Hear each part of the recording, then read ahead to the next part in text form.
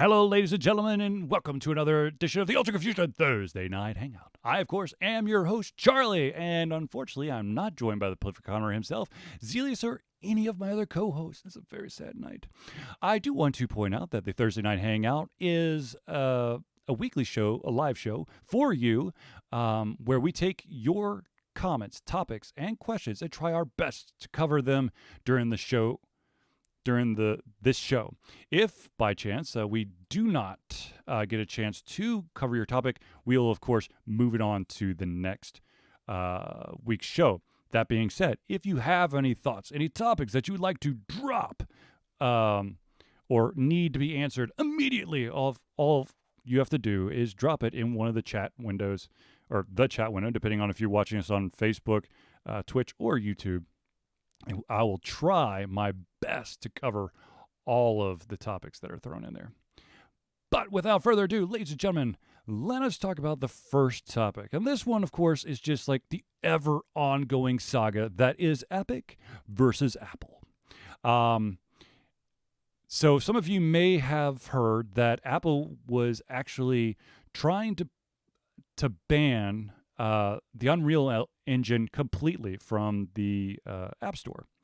And thankfully, somebody who actually has a brain, a North California federal judge, has issued a temporary restraining order blocking Apple from going forward with what is called terminating Epic Games' Apple Developer Program account, which basically would take out all of the Unreal Engine like functionality. So let's dig a little bit further in. Basically, there's a huge ass lawsuit, and this is just like the first shoe to fall. But the judge basically agrees that Apple's Xcode and SDK agreement is separate from the program license agreement that Epic, of course, breached or allegedly breached with Fortnite. So basically, the judge said, you don't have to take the step of removing access to the Unreal Engine development. The judge basically said it seems like an overreach. Even if Epic were to win this whole thing, it would be too late to save all the projects by third-party developers relying on the engine that were shelved while support was unavailable. Basically, this restraining order was put into place to kind of protect the status quo. The judge went further and said Apple has chosen to act severely, and by doing so has impacted non-parties and third-party developer ecosystems, which I think we all were in agreement with. The fact of the matter is Epic and Apple and Epic and Google's fight is over Fortnite and the sneaky under the table deals that, or hot fix as they're calling it, that Epic tried to pull off, where instead of utilizing the iOS store or the Google Play stores, basically financial transaction interface, they were kind of like circumnavigating with their little hotfix. And so, yeah, I understand them blocking Fortnite, but to block the entire Unreal Engine, where, I don't know, like 98%, maybe 99.2% of the games out there have nothing to do with Epic. They're just utilizing the Unreal Engine, which, by the way, we did some research after the show last week, and the Unreal Engine is indeed the one that is royalty-free until the application or game, depending on your platform, I guess, reaches the 1 million mark. Yes, Doodle Boy, there is no Zealeus. Unfortunately, Zealeus has a work function that is going to keep him away for the entire evening, so I am trying to fly this solo as best I can. And since you just jumped in, sir, I'm really, right now I'm talking about Epic, Apple, and the temporary restraining order that a judge has put on Apple to allow for continuing support of the Unreal Engine in the App Store. Now comes the fun part. The judge also had a couple comments for Epic. Epic basically said that the reason the irreparable harm that is being done by Fortnite being absent from the App Store is self-inflicted. The judge basically is pointing out that the predicament that Epic finds itself in regards to Fortnite is of their own doing. You cannot have irreparable harm when you create the harm yourself. And of course, this, for those out there who may have missed this, it all revolves around this calculated decision to put in a hotfix that basically activates a hidden code into Fortnite that would allow an individual, a gamer, to basically do in-app purchases, and that financial transaction would only happen between the user and Epic, instead of the usual 30% off the top when it comes to the Apple Store or Google Play Store. So, the easy thing to do would be for Epic to just go, all right, fine, we'll, of course, they're big boys, they got to swing their dicks around, but let's be honest, at the end of the day, it's either going to end in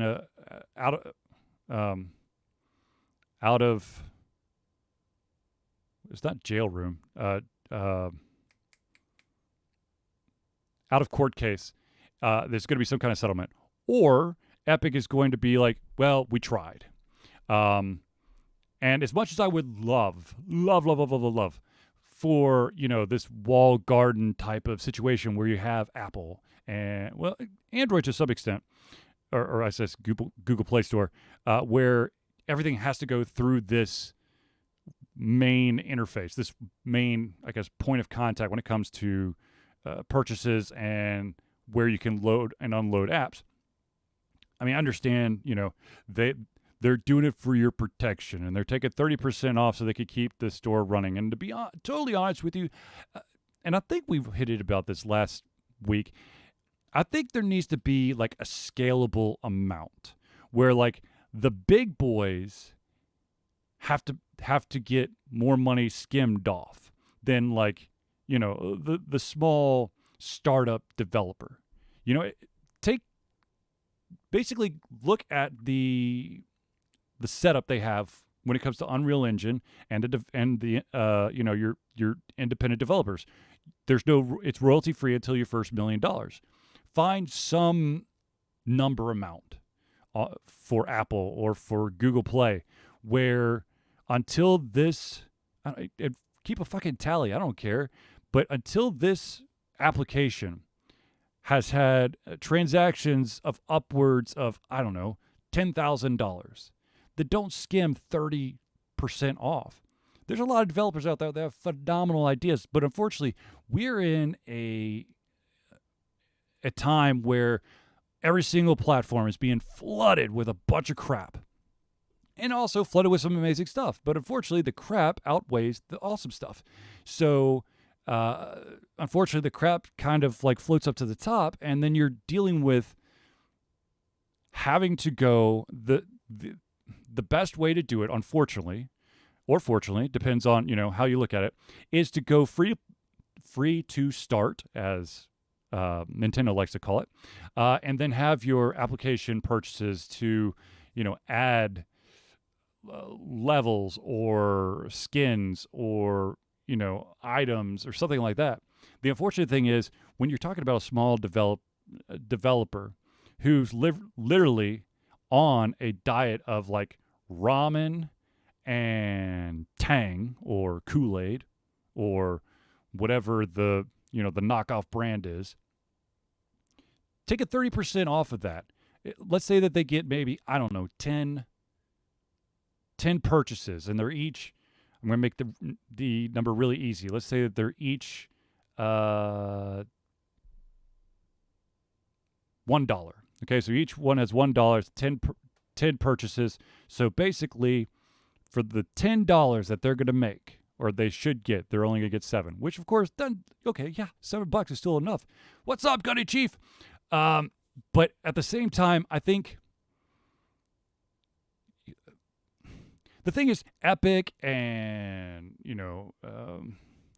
Activision and EA, those, the heavy hitters that have been around for fucking ever and can easily move from platform to platform, they are the ones who should be hit with that 30% off the top when you're going through iOS and through Google Play.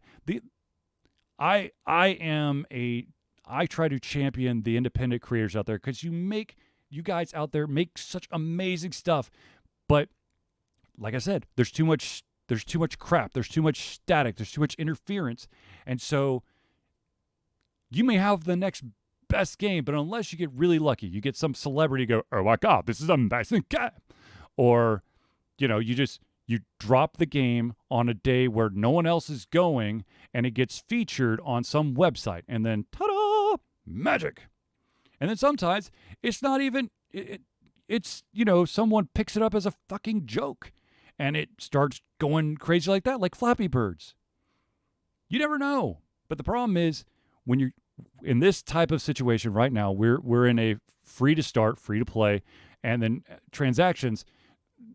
The developers are always going to be at the, they're going to get the short end of the stick. Yes, I understand. Epic wants to make all the money. But at the same time, if I were an independent developer, I would kind of be cheering Epic on because I want to get a little bit of a bigger slice of the pie. That's all I'm saying. Now, of course, everything, there's going to be a public hearing set for September 28th to go further over this wonderful lawsuit between Apple and Epic. But for now, thankfully, for all those independent developers out there and developers in general who utilize the Unreal Engine, there has been a temporary order to stop blocking the Unreal Developers Kit on iOS. Now, there's a game out there that I played the crap out of, and I actually played a good chunk of it twice. This is one of these, the game is called The Sinking City. It's a game where I played a ton of it and then forgot about it. And then came back, I was like, shit, I don't remember anything, so I started over again. So I played it a ton again, and I forgot about it. But now it's making news. And the reason why it's making news is that the game is starting to disappear from basically all the platforms. The only exception, weirdly enough, is the developer's website and the Nintendo Switch eShop. Every other store, be it Steam, Epic Games Store, Xbox One, PlayStation 4, it's gone. Now, people are like, okay, well, what the fuck's going on? Is there some kind of like litigation? Did someone do something wrong? Is it illegal? Whatever. So, in part, basically, the developers, Frogwares, came out recently and published a statement let me just give you the gist of it here. The reason is a bit complicated, yet at the same time quite simple. The short version, we were forced to terminate the contract with our licensee for several breaches of our agreement.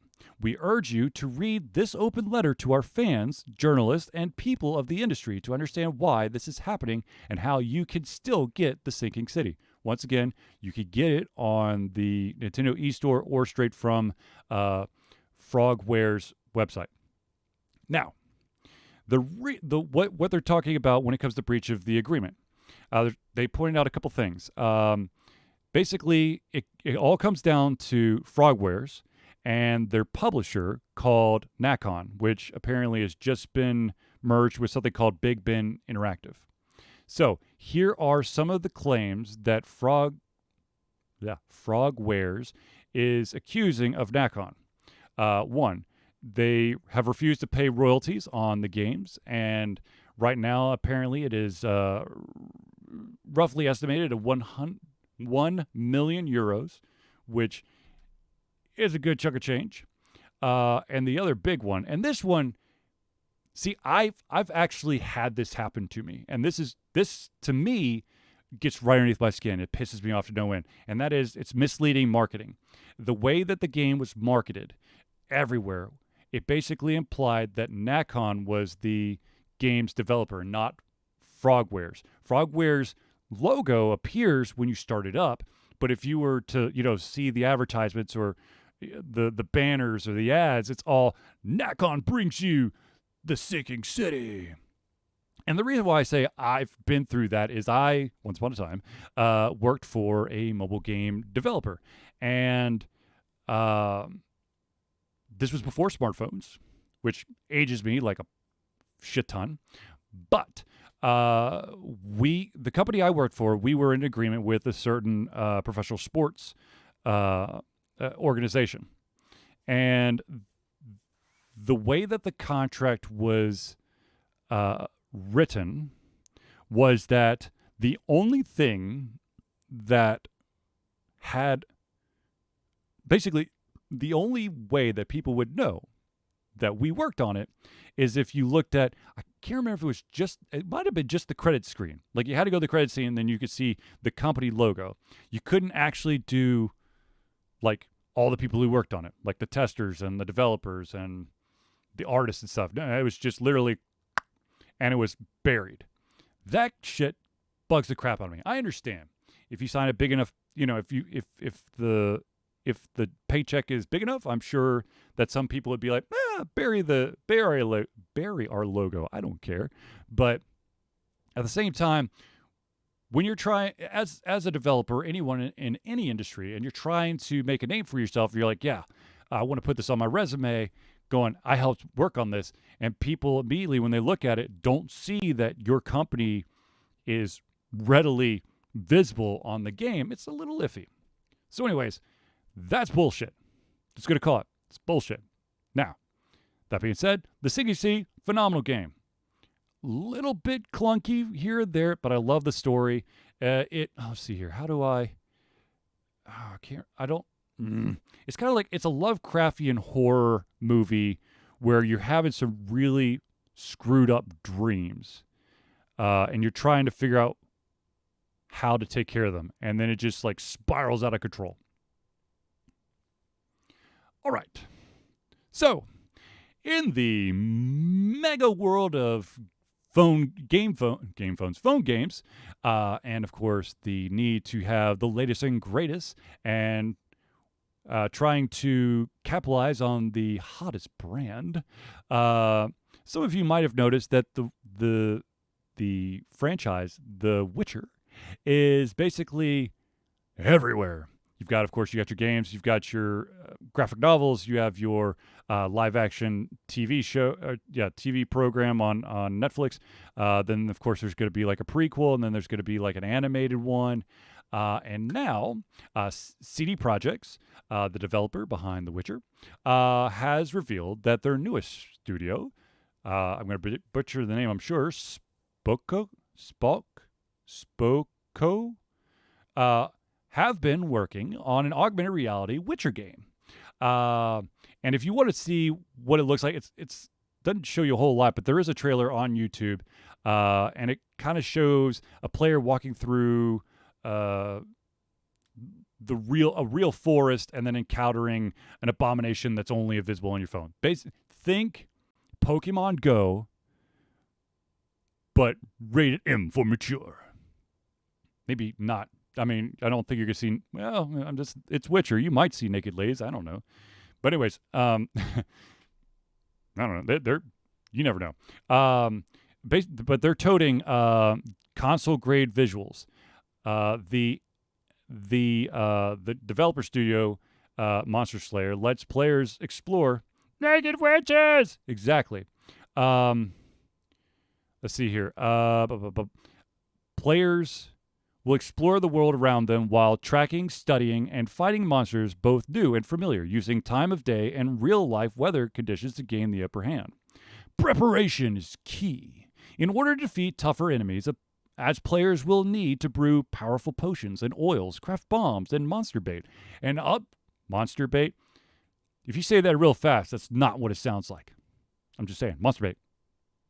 and upgrade their character before putting these beasts to the sword and signs in first-person AR combat.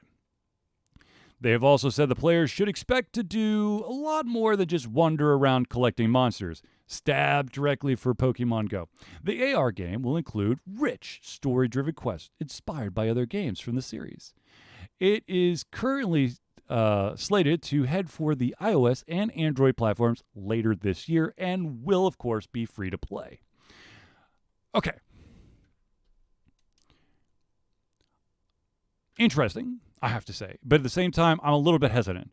Any AR game that adds levels upon levels of complexity will weed out the gamer base fast.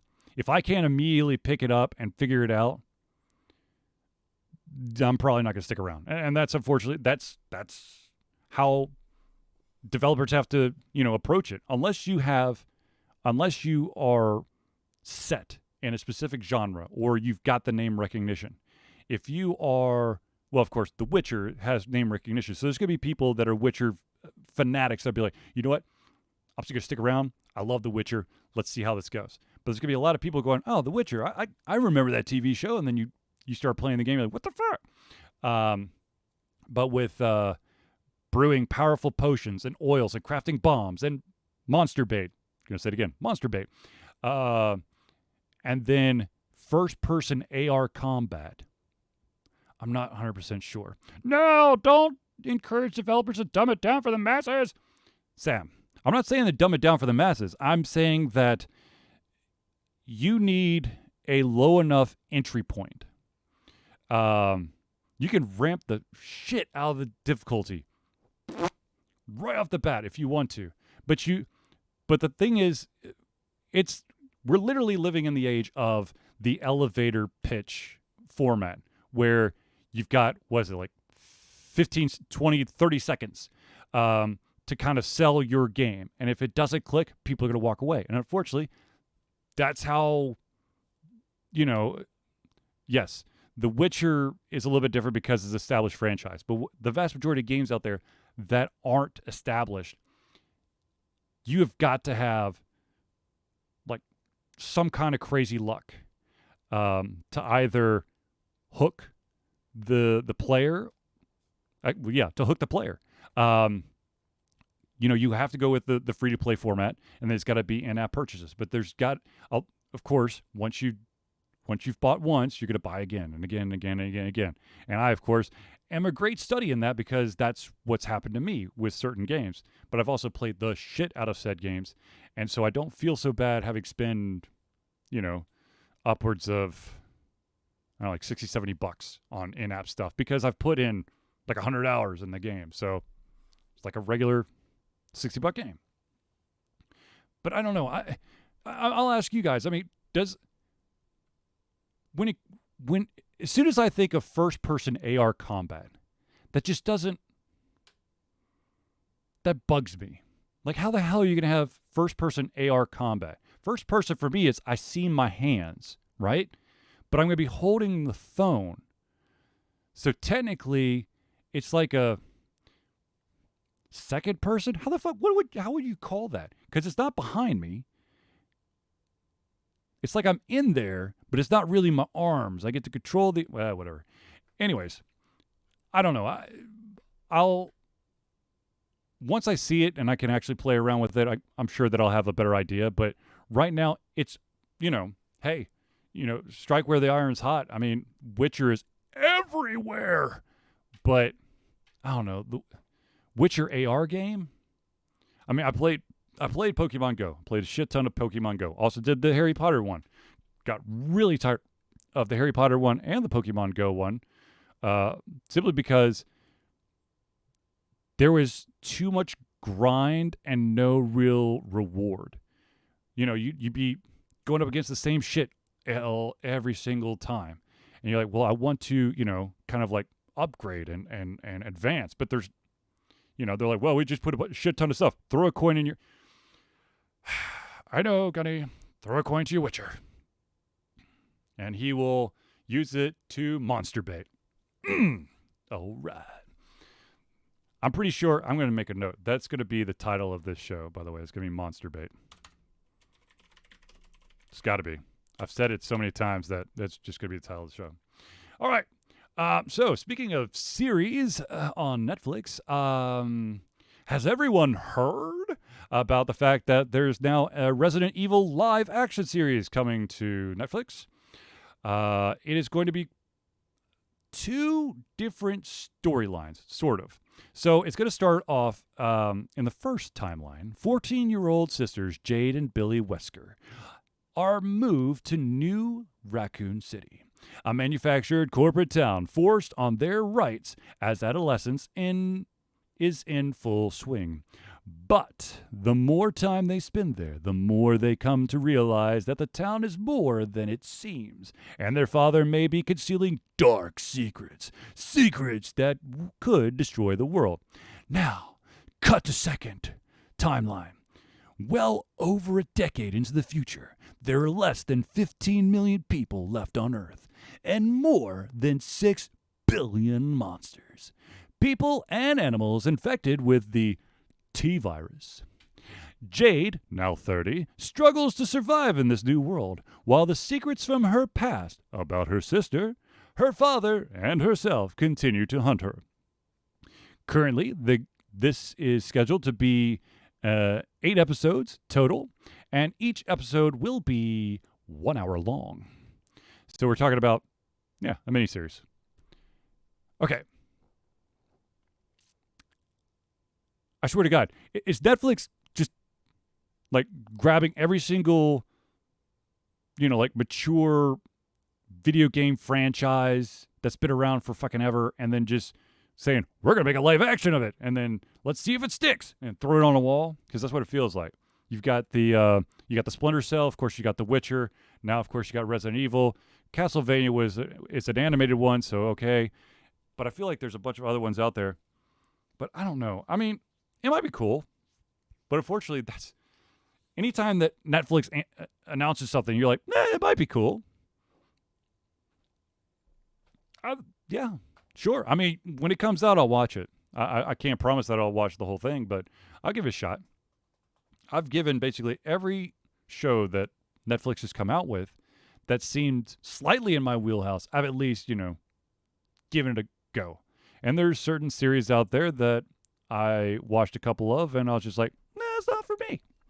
And I know that I piss off a lot of people by stating I do not watch The Umbrella Academy past, episode 8. Yeah. It would have been so awesome. Yeah. But after that episode where everything fucking changes, I'm like, I'm good. I don't need this episode. I don't need this series anymore. So suck it. All right. So now that I've basically run completely through all the topics, I do want to do a quick stop and thank all of our fans of the show. So without further ado, ladies and gentlemen, I want to give you the opportunity to find out about some amazing things. And the first one is going to be about the Indie Cluster. The Indie Cluster is an organization of independent game developers that want to gain exposure by being involved in the community. They collectively journey to popular conferences as a traveling booth to help gain attention for their games. They make partnerships in local communities to bring games to the mainstream mindset. They highlight local, unusual, and rare concepts to challenge the paradigm of the common. They also host events to teach kids and minority groups about game development to hopefully one day enter the industry themselves. Next, we have Hero Chiropractic. Hero Chiropractic is a unique healthcare practice set up by Ryan Moore, the company's focus to elevate a patient's experience of freedom, creative expression, and joy. They believe that everyone can be a hero and has incredible heroic potential inside themselves waiting to be unleashed. Hero Chiropractic focuses on mobile chiropractic care in the greater Atlanta area. They are committed to healing clients by creating a plan of action uniquely suited for each person. They make that plan of action as convenient and affordable as possible, and most importantly, suited to your individual needs. Which, by the way, once again, ladies and gentlemen, Hero Chiropractic is my chiropractor. So, yeah, he's done amazing things. For me, at least. And I'm sure a shit ton of other people. Now, let's talk about the Nurburger. Okay, so first of all, ladies and gentlemen, Nurburger Games is the game design imprint of award-winning RPG designer Craig Campbell. Craig has done a whole bunch of RPG design freelancing in the past. Several years ago, he dove into designing his own RPG. Now, Nurburger Games has multiple RPGs and is showing no signs of stopping. Nurburger Games endeavors to create games that explore corners of the RPG landscape that haven't been explored, or haven't been explored very often. These games forego dense gaming mechanics in favor of lighter rule sets that allow players to focus on telling fun, engaging, memorable stories. Currently, Nurburger Games has games such as Capers, Die Laughing, Merchant Acquisitions, and they will shortly have another game called, and I want to make sure that I get this completely right, Good Strong Hands, which is going to be another RPG through the Nurburger Games. For those of you who missed it, there was a Nurburger Virtual Con that happened 2 weeks ago. It was a series of gaming sessions put on by several different gaming masters. They had games that were Nurburger-based games like Capers, Die Laughing. There was also some amazing other games out there. A couple that I played was Goblonia, and I think it was like The In-Betweeners. I did not have like a little blurb about Goblonia last time, so I do want to say real quick, Goblonia, the city, is the proud and independent home of goblin kind. At least it used to be. Now that the fair folk, the elves, have gone to war again, they've come to renew the old alliance. Pah! More like put us back under their heels. Well, we won't stand for it. Goblonia, the game, is a storytelling game set in the tilting towers and intersecting tunnels of the Goblin City. It uses quick resolving goblin poker whenever an outcome is in doubt. Use your goblin traits and your goblin allies to survive the day-to-day struggles of these underappreciated fae and hopefully to restore freedom to the city. Like I said, this is a game that I played. I loved it.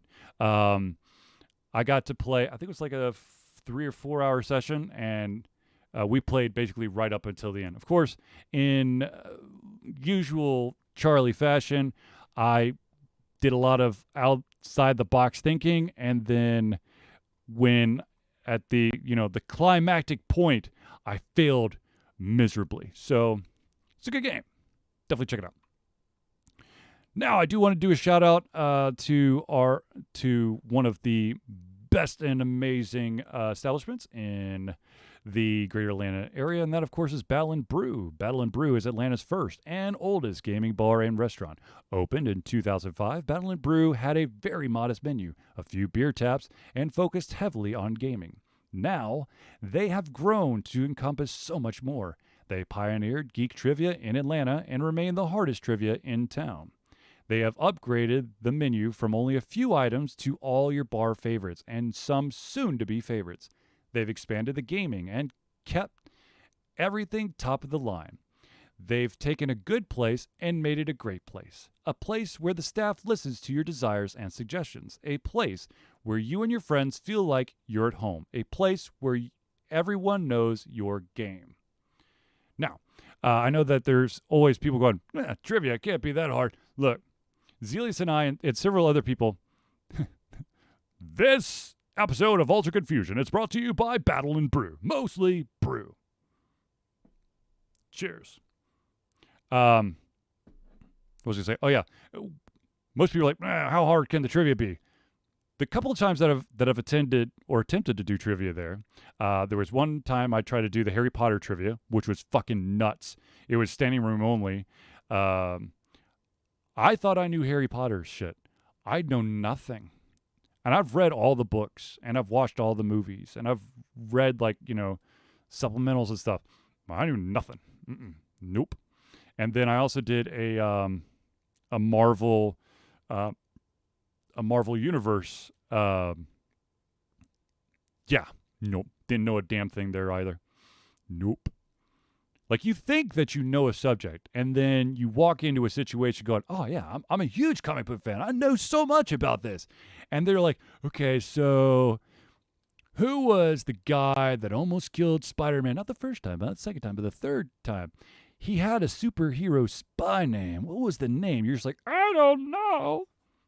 It's not, I mean, that's a little convoluted, but it's basically in the same vein of what you would expect. And it's like, what was the color of Professor McGonagall's slippers when she attended the magical ball in Goblet of Fire? I'm like, I don't know. Green? Blue? None? Did she attend? I don't remember. Anyways, so very difficult trivia. Ladies and gentlemen, of course, since I did a shout out for everyone, I've got to do, personal shout outs.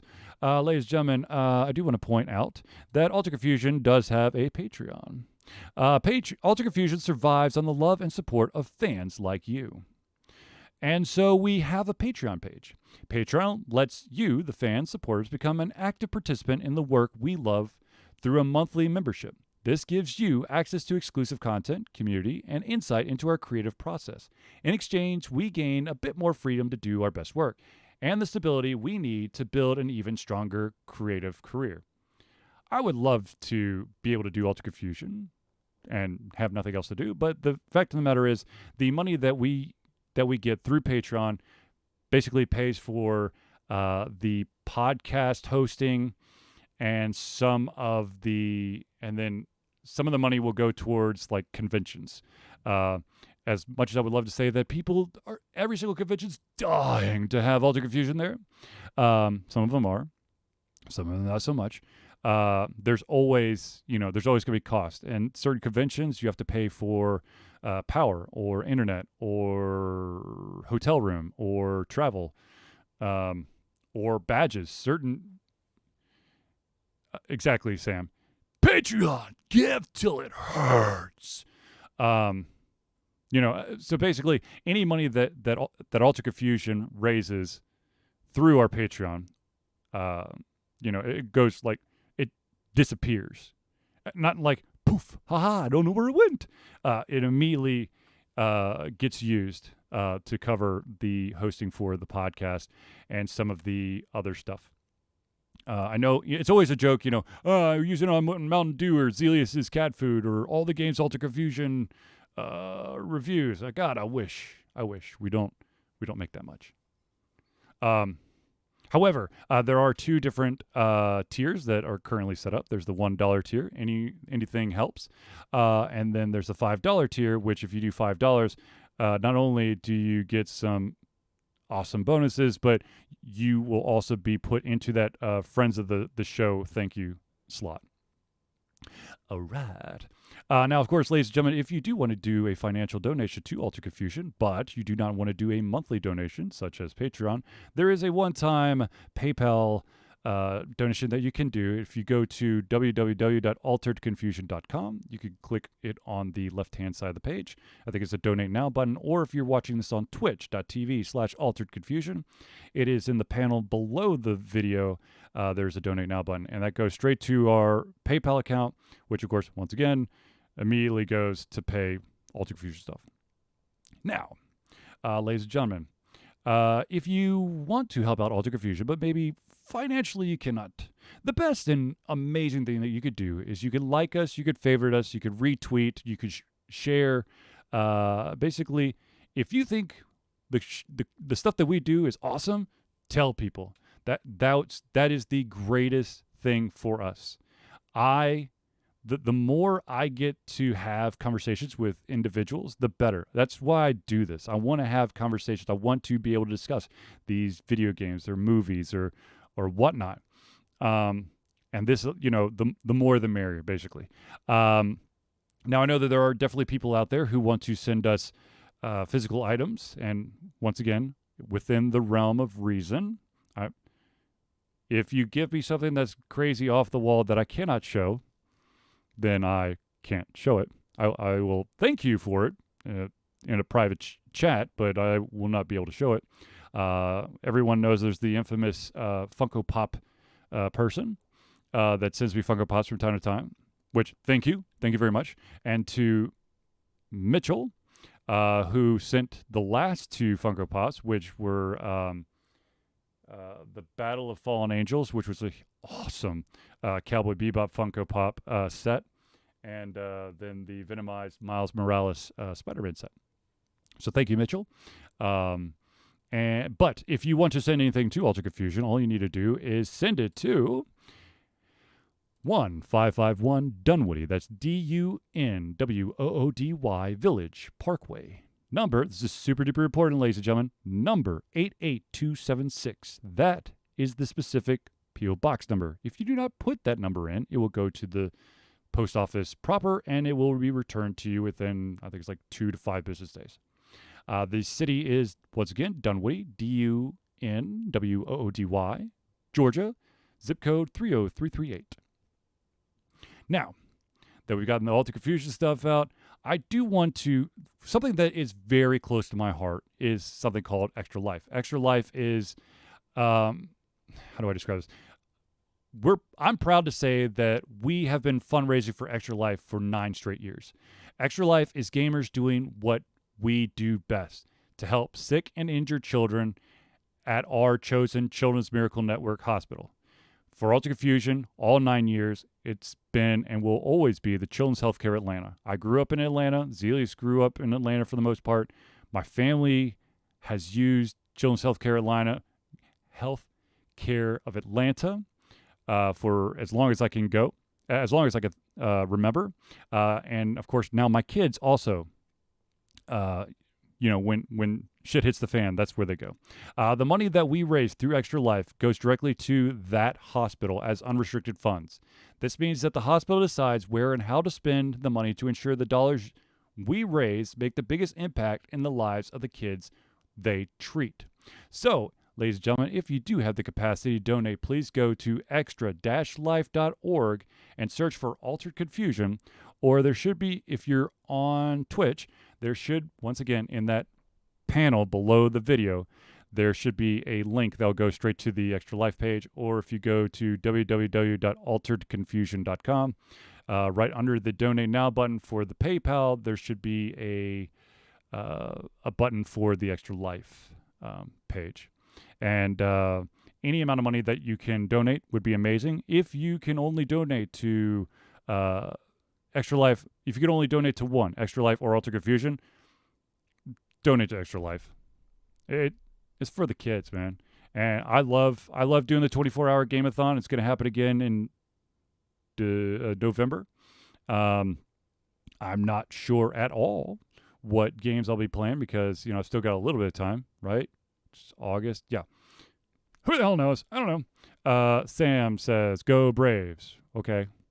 For those out there who don't know, ladies and gentlemen, like I said, we are in the city of Atlanta, and if there's one sport I cannot stand, it's baseball. So, yay! Okay. Anyways, getting back on to topic. Please, if you have the capacity to donate, go to Extra Life and donate there. If you are a gamer and you want to help out, there's always time to sign up. Set a goal for to try to raise money. And then, of course, once again, in November, I think it's like the first week in November, the first Saturday or Sunday in November, it's a 24-hour game-a-thon. I will be doing the full 24 hours, just like I've done 8 previous years. And, hopefully, once again, help bring attention to this amazing opportunity of raising money for the kids. Now, ladies and gentlemen, there were a couple questions that I had, and I don't know how this is going to work because I don't have Zealeus here, so this should be interesting. But recently, Netflix has kind of, messed around with the idea of what's being called the Netflix Shuffle. And no, it's not a dance. Just want to make that clear. The Netflix Shuffle would basically be like, on your music player. your music player. It's a record. No.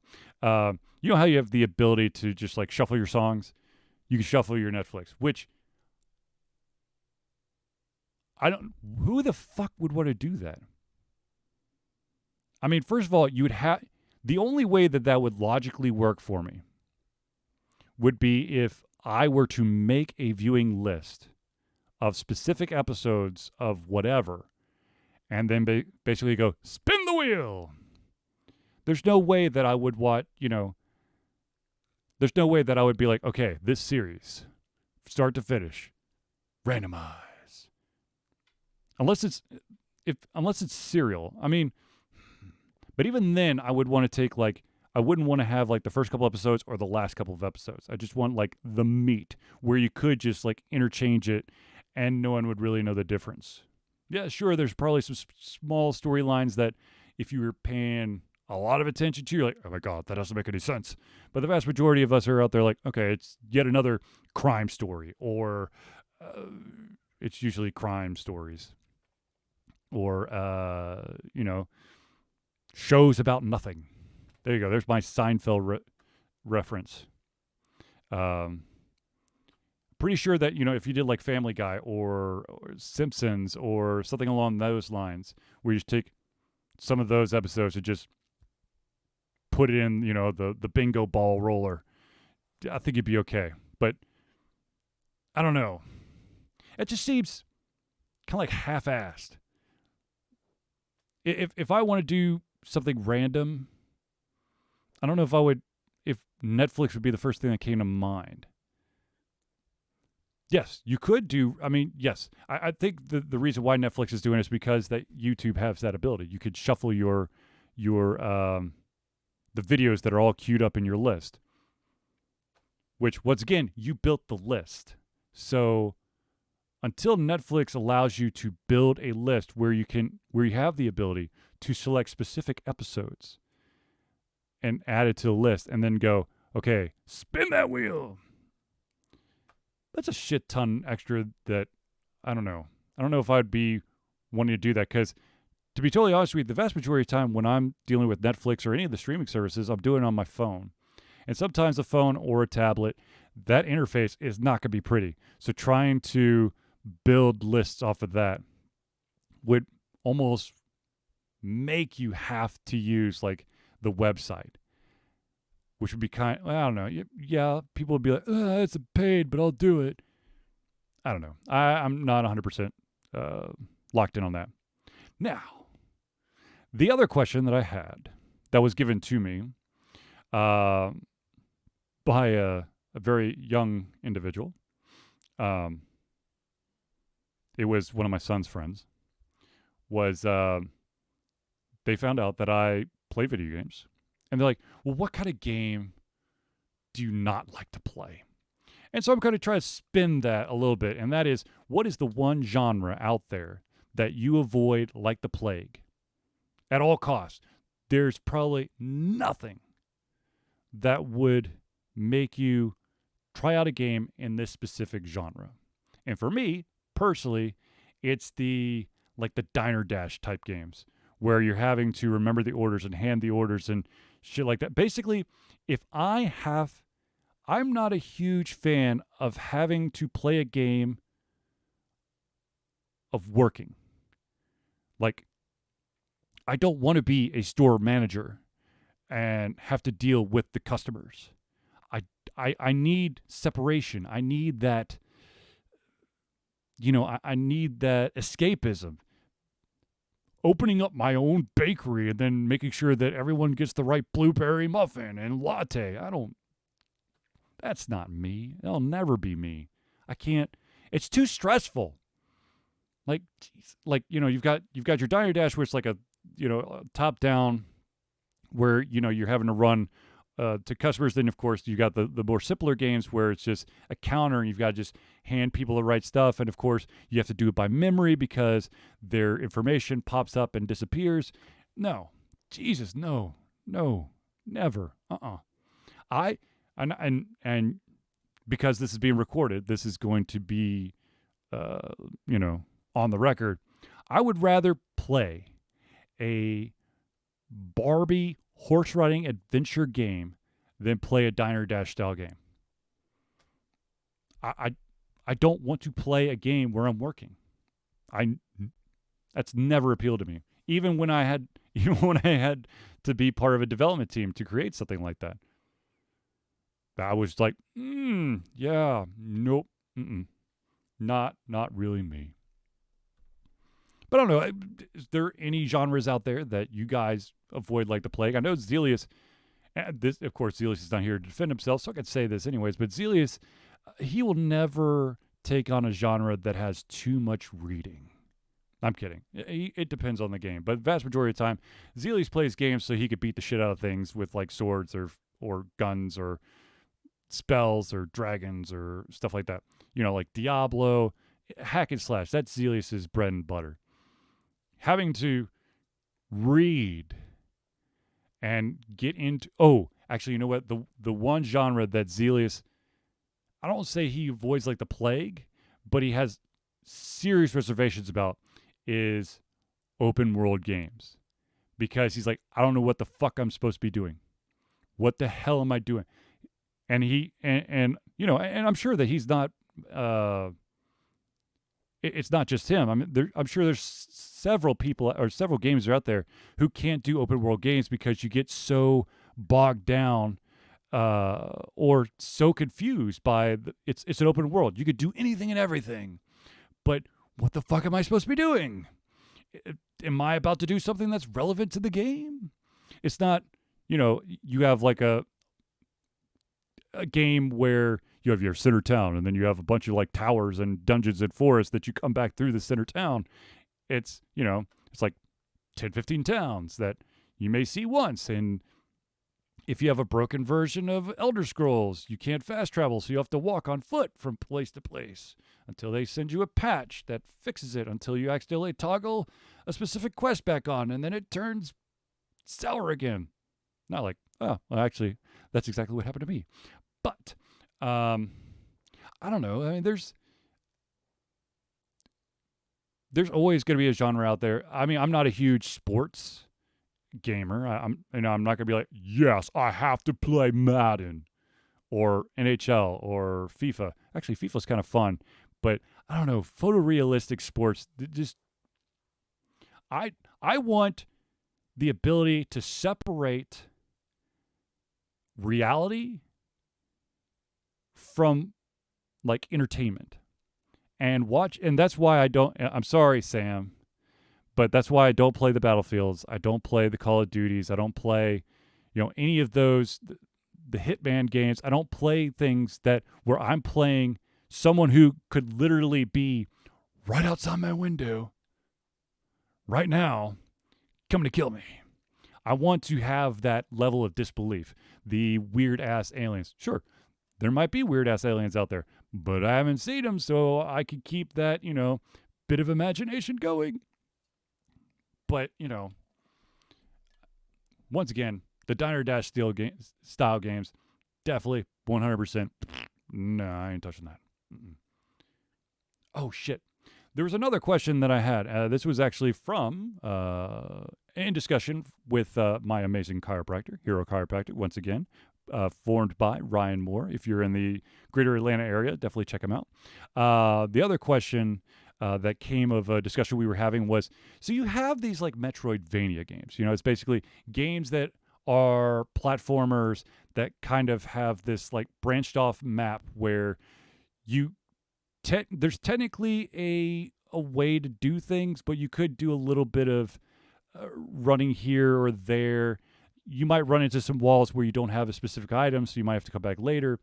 But they call them Metroidvania games. And, you've got games like Chasm and Sunder and like a shit ton of other games that are, oh crap, where's that thing? Axiom Verge. There's so many games out there that have that Metroidvania.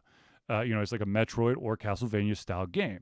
So the question that was brought up was, so why are there not other games that have, the moniker of like a Metroidvania, but not like, if you see, there's a shit ton of games out there that scream Legend of Zelda: Link to the Past. So when people make like seriously like carbon copies of the damn of that design, that look, that feel, the mechanics, why don't we say, oh, this is a, I don't know what the hell you would call it. It's not a Metroidvania. It'd be like a Zelda-esque game, Zelda venture. I don't know, but I just find it, we found it interesting when we were talking about, there are definitely games that a lot of other developers have come behind and basically made their own spin on the game, and it's literally like they just slap new skin on and maybe change a couple of weapons, but it's the same fucking game. But there's not that, that strict, or not strict, but that genre, such as a Castlevania, Metroidvania. So I was, it's an interesting question. And for me personally, I don't know why. I really don't. I mean, I look at games and go, oh yeah, that looks like a Zelda game. Or, oh, that looks like a Gears of War game. Which, of course, what was that other game? There was a game that PlayStation came out with about the same time as Gears of War. I want to call it Killzone, but I could be wrong. One way to find out. Yes. Killzone. When was the last Killzone come out? Anyways, is it Killzone? I don't know if that's the right one. But anyways, something like that. I kind of saw that as like, oh, it's the response to. Like, oh, someone made a cool game. And it's just kind of disappeared now, though, because you back in the day, God, that makes me sound old. It was always about console exclusivity. You get those companies, your first party or second party companies that basically lock into an exclusive deal with your developer for your platform, and then you make the games for them. Then you had rival platforms that would try to find or be on the lookout for developers who make games that kind of look like the game that's already got the exclusive contract. Of course, then they would try to sign them up. Because, of course, you don't want to allow for the Halo killer to be able to go onto several different platforms. Now, of course, because of the price of games and stuff, that's kind of gone. Because, let's be honest, if your game sucks, you might be, even if you've been around the industry for like 20, 25 years, you could be gone. Like that. There's way too many studios that now one wrong move will spell disaster. And so you might see a timed exclusive, but you won't see like a totally exclusive contract unless, of course, it's a first party company, which, of course, there are quite a few out there that are trying to be tricky, going, oh no, we're not part of Sony or Nintendo or Microsoft. We just happen to share a wall with them in the building complex that they're centered out of. But yeah, interesting. All right, so ladies and gentlemen, I know this has been an interesting show because Zealeus hasn't been here, and it's been basically me chit-chatting away. I hope that you've enjoyed it. So here's the deal. Going forward, if there is a change in scheduling, if there is an issue with us starting, because we usually try to start at 8 p.m. Eastern Standard Time. If there is a problem with us starting at that time, either myself or Zealeus is unavailable at that time, I'm immediately going to push it to 8:30. And if it's going to end up being like this, where it's just myself, I may even push it out to a little bit later. But I promise you that I'm going to give you the full show. I know that a lot of people were a little bit confused last week that we ran a short show. And if you came back and you watched the video, there was something weird that happened. That was that I went back and spliced in all of the friends of the show and then the Altered Confusion info because we didn't have enough time to do it. So if you, ladies and gentlemen, have any thoughts about this version through over the other version, just drop me a note in any of the social media means. Once again, make sure that you follow us on Instagram, on Twitter, Facebook, YouTube, Twitch. I always feel like I'm forgetting one. Of course, become our patron on Patreon. Donate money on our Extra Life. Rest in peace, Zealeus. Anyways, so ladies and gentlemen, without further ado, I'd like to thank everyone for tuning into the Altered Confusion Thursday Night Hangout. For myself, Charlie, it's been a pleasure giving you everything coming in my head, my mouth, and of course, my heart. We will be back next week for another Altered Confusion Thursday Night Hangout. And as Zealeus would say, amen to that. Oh no, and keep gaming in the free world. And I say, amen to that, brother.